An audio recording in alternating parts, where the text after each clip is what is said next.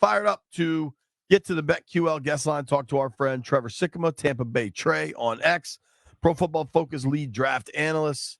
Trevor, what's up, dude? How are you, bud? I'm doing fantastic, fellas. Appreciate you having me on the show. Are you just completely gassed, or did you just sleep all day yesterday? I imagine you've been busy.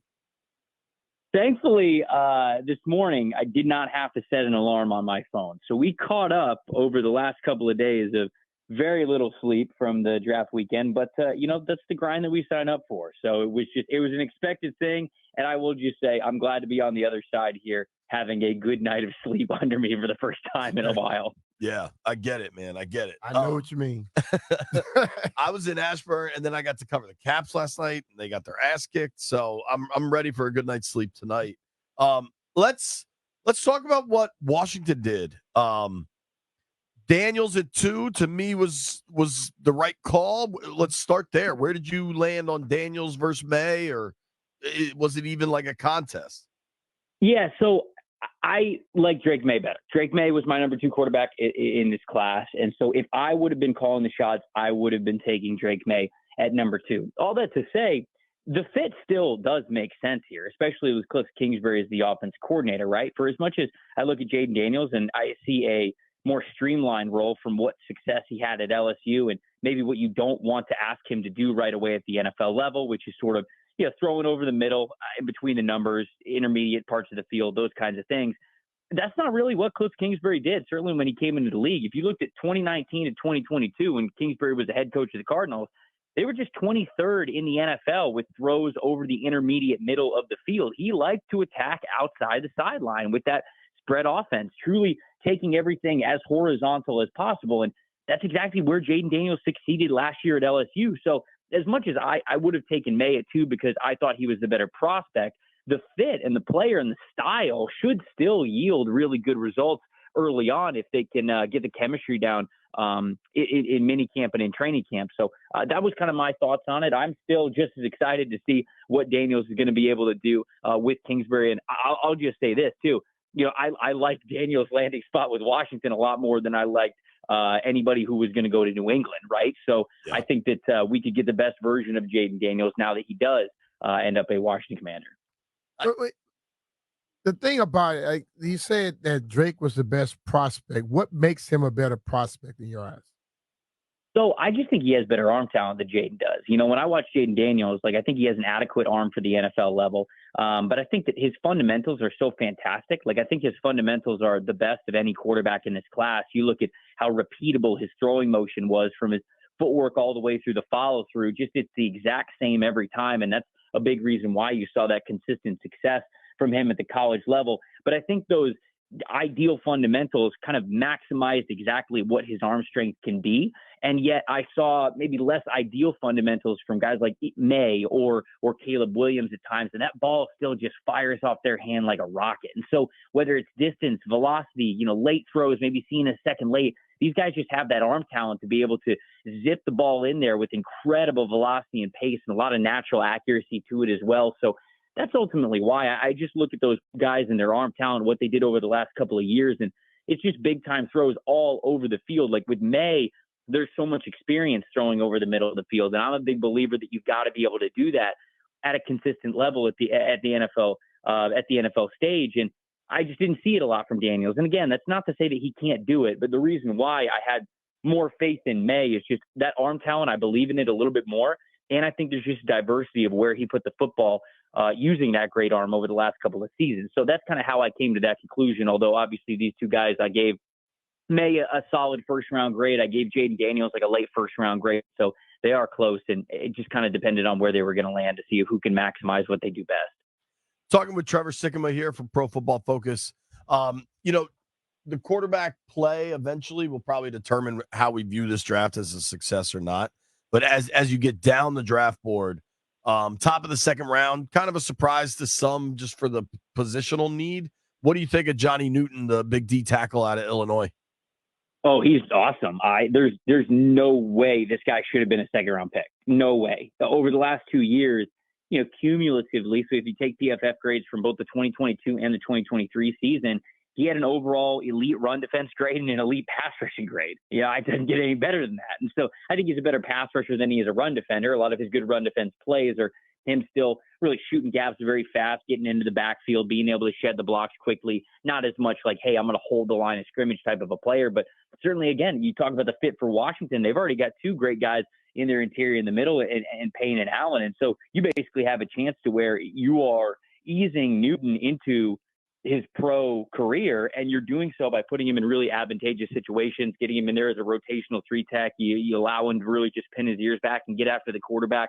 And I think that you'll see the block shedding, the motor, how fast his hands are. Like he had the Jones fracture in his foot, and I have to imagine that's what pushed him to the top of the second round. But you have surgery, you recover, you take it the way that you need to, you rehab it the way you need to, and you get back out on the field and you play well. And when he's out there and when he's healthy, man, I mean, he was just straight up one of the best players in all of college football over the last 2 years. I really do believe that. Another thing about Newton is sometimes people are like, okay, well, you see the flash of where's the consistency. Newton played a ton over the last couple of years. Like we're talking like 600-700 snaps a year. And crazy. You're not really going to see that at the NFL level. You're going to hone that down a little bit, maybe more towards 500 snaps a year. This guy's going to be more fresh. He's going to be more ready. I love Johnny Newton. He was a top 15 player for me. So for Washington to get him at the top of the second round, that's true best player available approach, and I loved it.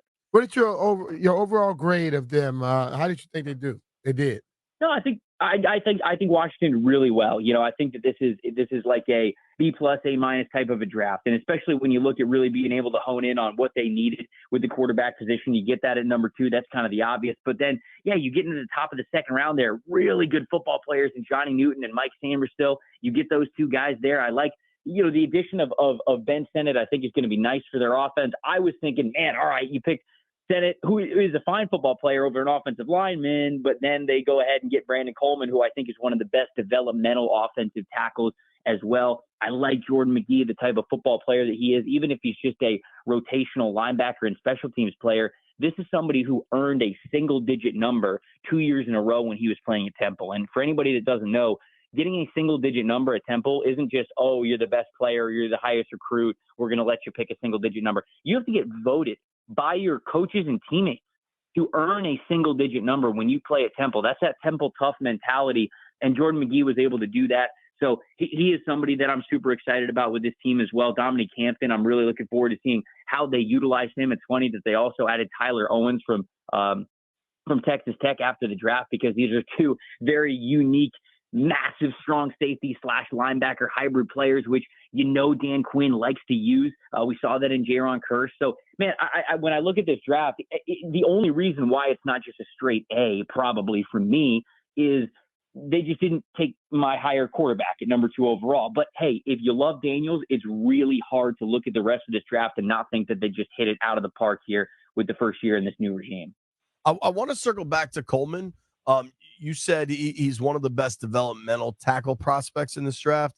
I think everybody knew they were going quarterback, and then the other glaring need for them was left tackle. What do you see in Coleman, and how far away is he from being able to play, ideally, left tackle in the NFL? Yeah, look, I don't know who they're going to trot out there, week 1 at left tackle. I think Coleman has the talent to be a starting left tackle in this league for a while, but it might take some time. And when you look at his background, this is somebody who grew up in Germany because his father was part of the military, so he was stationed over there. His family was over there, so he spent a lot of time growing up in Germany. Comes over to the States, and actually wanted to play basketball first, so he's kind of pursuing basketball a little bit. Only picked up football his junior year of high school, so he's obviously under-recruited, only playing the game for 2 years. Ends up going to a junior college, then he transfers over to TCU. They used him as both a left tackle and a left guard throughout his time there, but you just watch the movement skills, the overall build, the natural strength from him, and it's all there. Now, the consistencies, we're still working on it. Sometimes pass rushers, the ones that have a really good pass rush plan, know exactly what to do. You'll see they'll get him too quick and he can't recover. But of those times where he really just gets to stand in front of people, he can lock his hands inside. He can keep them blocked and avoid getting those sheds in there, and he can mirror. He's got good footwork for a player that's his size. So the thing is, I don't know if you're going to want to throw that out there right away, but he is somebody who I love that if they were able to come away with an offensive tackle the way that they navigated it, I think, was perfect to invest in. So it might not be a year one thing, but here's the thing. I don't think Washington just as a whole is a year one thing, right? I mean, you're thinking maybe they're building for 2025 is really that year where you're going to try to take off and really accelerate that winning window. And then you hope that window is wide open in 2026. So Coleman's development is, in my opinion, can be right in line with when this team is really coming into their own and flourishing. I agree with you. I like the Coleman pick. What can you tell us about Ben Sennett? Sennett, the tight end they drafted. Some thought that was maybe a little early for him. I think the guy can play. I think, especially with his versatility at and behind the line of scrimmage, pre-snap, will really suit Kingsbury. What'd you think of that pick? Yeah, look, I also thought it was a little bit early, but it's a good football player, right? And especially when you look at the class as a whole, you're glad that you got that guy on your team. So on draft weekend, while the picks are coming in, he's a selection, and you go, man, like an offensive, I don't think they had picked offensive tackle at all at that point. So you're saying to yourself, like, man, okay, all right, you must really like this dude. But now that the class is kind of done and you look at the names, you love that you brought him in. Now, this is a super versatile athlete. He played 6 sports growing up, team sports, individual sports. He was all over the place. He played hockey, he played basketball, he played tennis, he played golf. Obviously, he played football. And so this is that versatile tag that you see on the football field is just a manifestation of kind of his childhood growing up as a natural athlete, coming from a naturally athletic family as well. I know he's got his parents and his siblings are that way too. So Sennett is just somebody who, like you mentioned, you can use all over the field. I think he was best used when he was kind of a backfield, like a wing back player, like a step off the line of scrimmage. You give him that flexibility to be able to come across the line of scrimmage and block and split zone concepts. You allow him to get those free releases if he's going up the field, whether it's to the seam or to the sideline. So this is somebody who ton of versatility in how you're going to utilize him. And again, for Kliff Kingsbury, being able to have a personnel on the field where you can set up in one formation, take a look at the defense, Daniels makes a call, boom, all of a sudden everything flips. And now you have a tight end who might have been in line or attached to the line of scrimmage before. Now you're really manipulating the defense because he's going out to the slot or he's going out to the sideline as an X receiver, and you're really forcing that pre-snap communication from the defense. And he's somebody who I think can put a stress on you in a lot of ways because of everything he can do. How do you see them using Luke McCaffrey? Yeah, it's got to be as a big slot, right? I mean, I think that's where he was most successful in college. And, he's got an interesting background as well. Obviously, the son of a Super Bowl champion, Ed McCaffrey, is the brother of Christian McCaffrey. When he was coming through high school, I believe his dad was his high school coach, and he had some older brothers as well. So when he started his high school football career, he was a wide receiver. But I believe it was either his sophomore or junior year when his brothers had graduated, he actually changed to quarterbacks. And then he played quarterback for the last 2 years that he was in high school. He goes to Nebraska as actually a quarterback and kind of battles for the starting job and had some playing time here and there. But it ended up, he just realized that his future was not at the quarterback position. So he ends up transferring to Rice, ends up becoming a wide receiver full time. And he's got a bigger, longer build. He's not as big as his dad is. He's not as explosive as his brother is. But look, he's just a really, really good football player. And I think you see that in the nuance of how he is able to win at the position, even with not necessarily playing wide receiver at a high level very long. And so to me, he brings you that height and that size. When you put him in the slot, it's not just this small slot receiver. He gives you that plus length and plus height ability that's sometimes a really big mismatch when a team says, hey, okay, well, our best corner or our best option for the slot, I should say, is a smaller corner. Well, all of a sudden, he could be a really nice mismatch for you, run a lot of different routes. And when you give him those two-way goes in space, he is somebody who can manipulate leverages, understands how to win at the position. So that's kind of how I see them utilized.